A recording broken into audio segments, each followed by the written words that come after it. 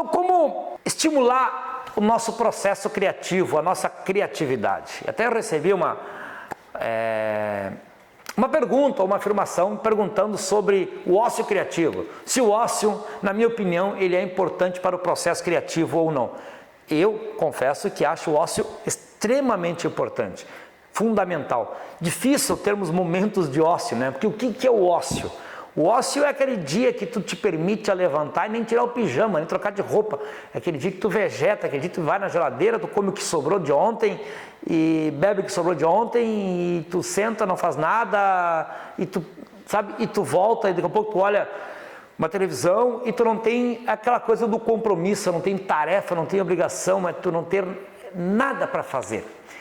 E então esse dia, né, esses momentos de ócio é aquele momento que a gente reseta a máquina, né? É o botãozinho do reset no nosso cérebro, quando a gente faz assim, ó, zera e a gente começa tudo do zero novamente, começa a processar novamente. Então a gente, com os dias ou os períodos de ócio que nós temos, a gente limpa a nossa lixeira, a gente dá uma resetada na nossa mente e ajuda muito a gente a processar as coisas de uma forma, sob um outro ponto de vista. Então assim, eu acho o ócio, sou adepto do ócio criativo, né?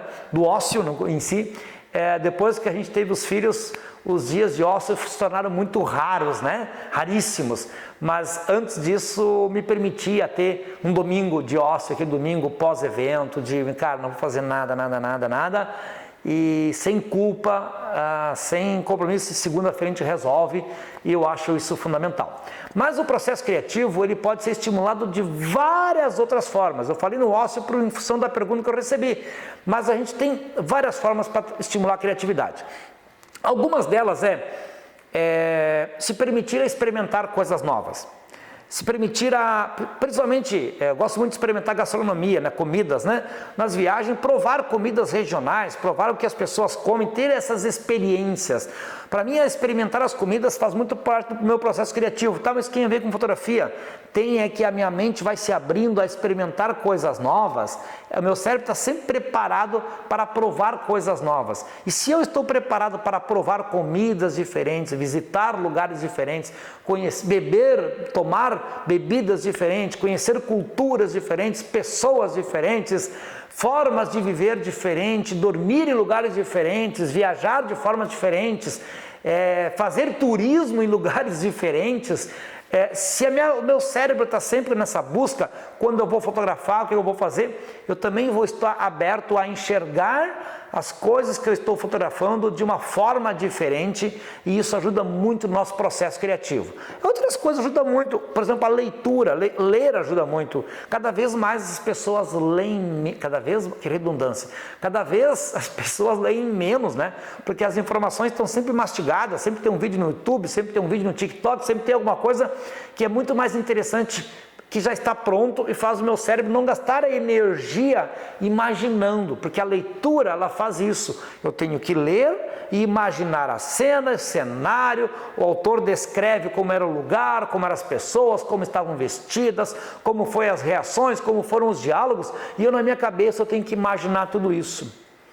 E é muito louco, porque quando nós olhamos um filme baseado em um livro, e nós já lemos esse livro, quando nós vamos olhar o filme, nós temos uma grande chance, uma tendência muito grande de dizer, não curti, o livro é muito melhor. Por que o livro é melhor?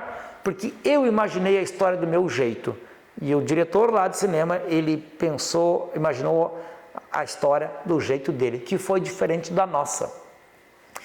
E aí, a leitura então é fundamental, porque a gente trabalha muito o nosso processo imaginativo, e isso ajuda muito na fotografia. E outras coisas, a gente tem que criar hábitos para o nosso processo criativo ficar sempre estimulado, mas uma delas é começar a olhar para as coisas como uma criança. Por que como uma criança? Porque uma criança, ela não tem regras, ela ainda não sabe o que pode e o que não pode, então para ela tudo pode, e muitas vezes nós estamos muito preocupados com as regras, isso não pode. Vou fazer um casamento na igreja católica, na catedral tal, eu já imagino que lá não pode subir no altar, porque o padre não vai deixar subir no altar. Por que não pode? Tu experimentou? Tu testou? Tu perguntou pelo menos? Ou tu simplesmente imaginou, ou quem sabe alguém veio e falou para ti assim, ó, nessa igreja não pode subir no altar, e tu aceitou isso, né? Porque muitas vezes nosso processo criativo fica podado porque nós acreditamos em crenças limitantes, em crenças que dizem, não pode fazer isso não funciona, isso não dá certo. Quer ver outra coisa? Fazer ensaios ao meio-dia. É difícil, né? Sol a pino, sol está em cima, luz dura, não é uma luz tão confortável para trabalhar. Eu não estou dizendo que é a melhor luz do dia, eu só estou dizendo que é possível. E se eu conseguir desenvolver minha técnica a explorar essa luz do meio-dia, sabe o que vai acontecer? Eu me torno um fotógrafo mais criativo que a maioria. Por quê? Porque a maioria fotografa na luz dourada, né? Na luz do final do dia ou na luz suave. E se eu vou lá e faço fotos naquela luz dura do meio-dia, eu me torno um fotógrafo diferente. Eu não estou dizendo que eu tenho que sair fotografando no meio-dia, só estou dizendo que se eu faço isso, eu me permito, eu experimento, quem sabe eu consigo fazer um trabalho em que as pessoas olham assim, caraca, meu, que criatividade desse fotógrafo. E talvez foi eu experimentar uma situação diferente em que sempre me disseram que essa luz não é boa de fotografar. E eu fui lá e disse assim, não, espera um pouquinho, por que não é boa? Então, muitas vezes o processo criativo está ligado a questionar os porquês e questionar os nãos.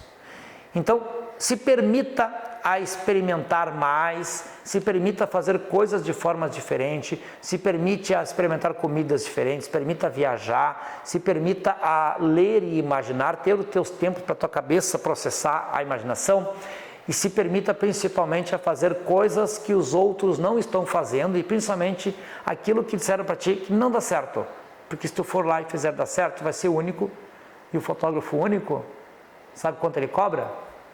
Bem mais que a concorrência, né? Porque não tem concorrência, então ele coloca o preço que ele quiser, porque consegue executar o trabalho de uma forma diferente.